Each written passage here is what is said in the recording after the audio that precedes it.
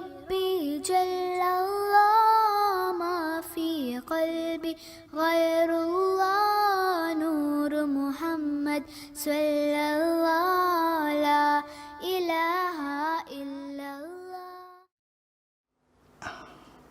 La bika itu ya kalimatnya Pak, tahan titik komanya semuanya ini mesti diedit kembali ini. La bika in sabarta ala hadza. La bika in sabarta ala hadza sahha laka ma turidu minal haqqi azza wa jalla. La bika artinya bukanlah menjadi hal yang membebani dirimu ketika engkau bersabar.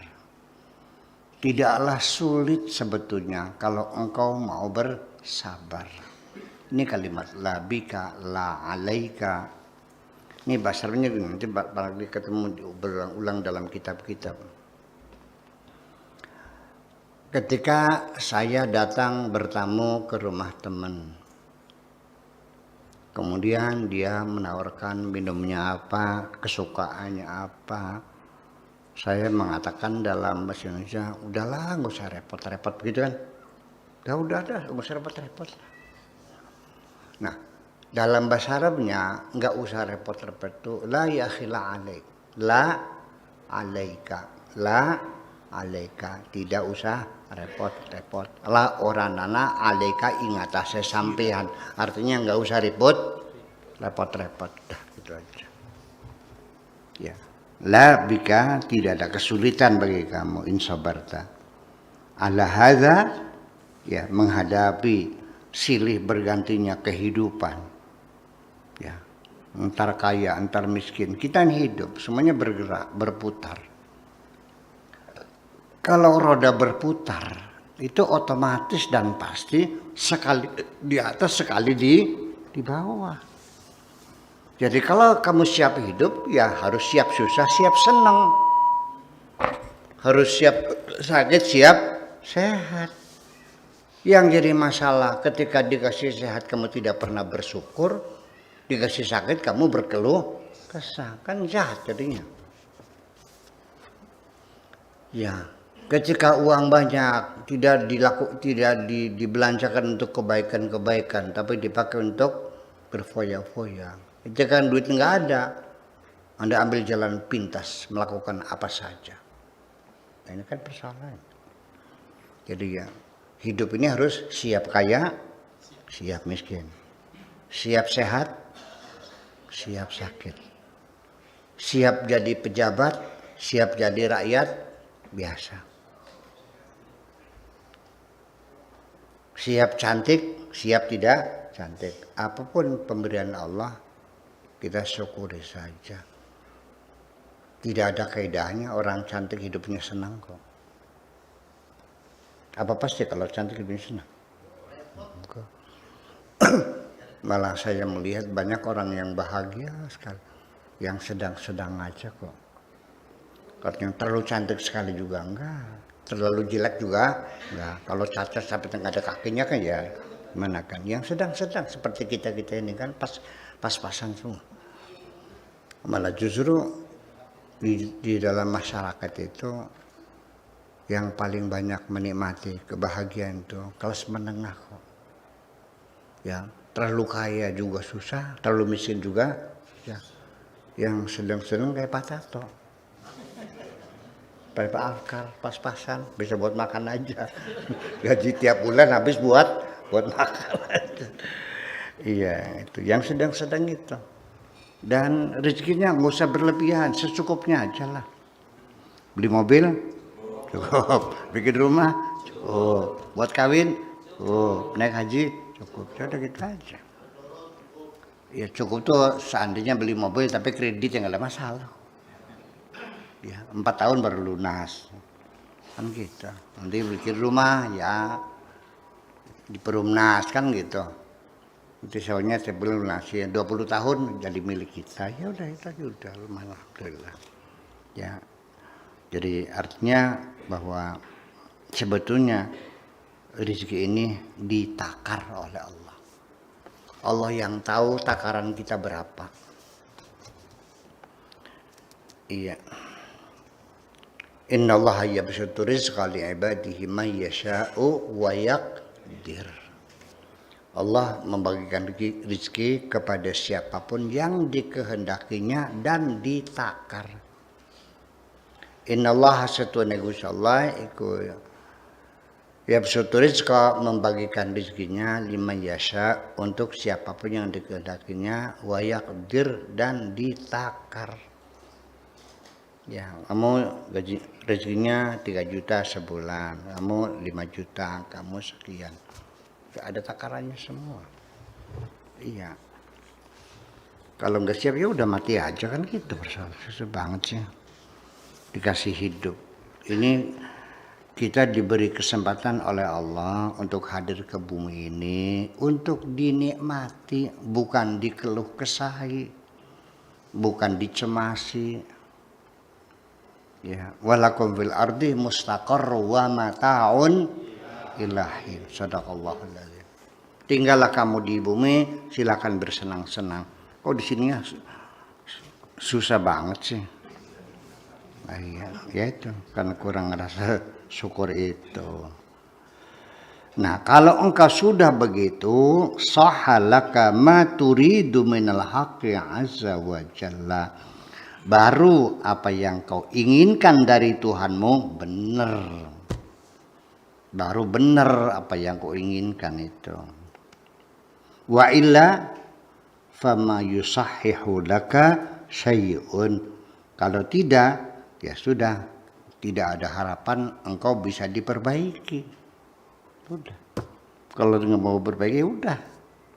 Gitu. Kullu ma ashghalaka 'anillah 'azza wa jalla fahuwa 'alaika maishumun. Ya.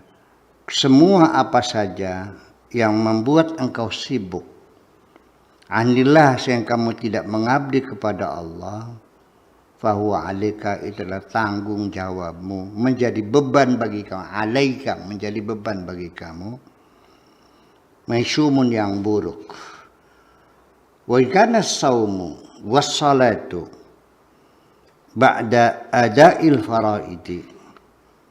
Dan andaikan puasamu, salatmu setelah selesai melaksanakan salat-salat fardu, was sunnah dan sunnah, idza adaital farda minas saumi, ketika engkau lakukan jalani puasa yang fardu, tsumma asghalaka ba'da dzalika al-ju' wal 'atashu fi saumin nafilah, untuk melakukan sunnah nafilah.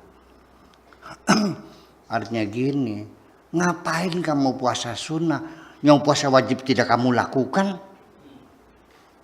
Bagaimana sholat sunnah, sholat yang wajib dilakukan? Gimana lagi? Ya barang sunnah diutamakan, yang wajib ditinggalkan. Bener gitu tuh. Kayak ini. Oh ternyata puasanya puasa ngemat. Ngemat tuh sampai pelet ya. Pantesan kalau puasa wajib nggak dilakukan, tapi karena ada tujuan ya buat ngemat orang ya puasalah.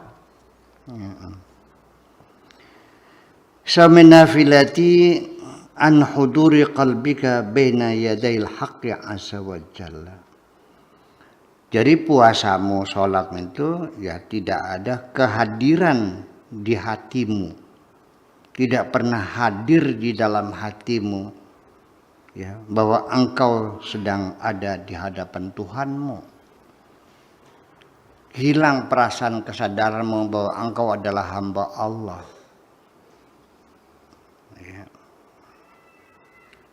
Wal buraqabati lahu, dan kamu tidak sadar bahwa engkau selalu dikontrol oleh Allah. Wa tibatul 'aisy bihi, hidup yang nyaman. Wa ma'ahu ad-dairatu alla sohbatihi. Ini kalimatnya molak-malik. Sudah, maknanya bahwa dengan kesadaran sepenuhnya engkau selalu bersama Allah. Wal qurbu minhu, dan selalu dekat dengan Allah. Allah lebih dekat daripada urat nadi kita. Apa yang bisa kau sembunyikan? Tidak ada. Allah tahu semuanya apa yang engkau lakukan. Anta abdul hijab. Engkau adalah hamba hijab.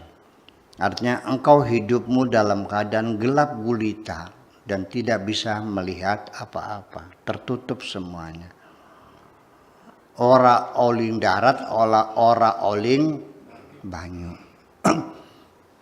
Di darat yang nggak bisa, di air nggak bisa. Nggak tahu arah mana barat, mana timur, karena engkau tertutup, terhijab semuanya itu. Jadi kayak orang linglung. Abdul khalqi wa nafsuka wa hawaka. Ya.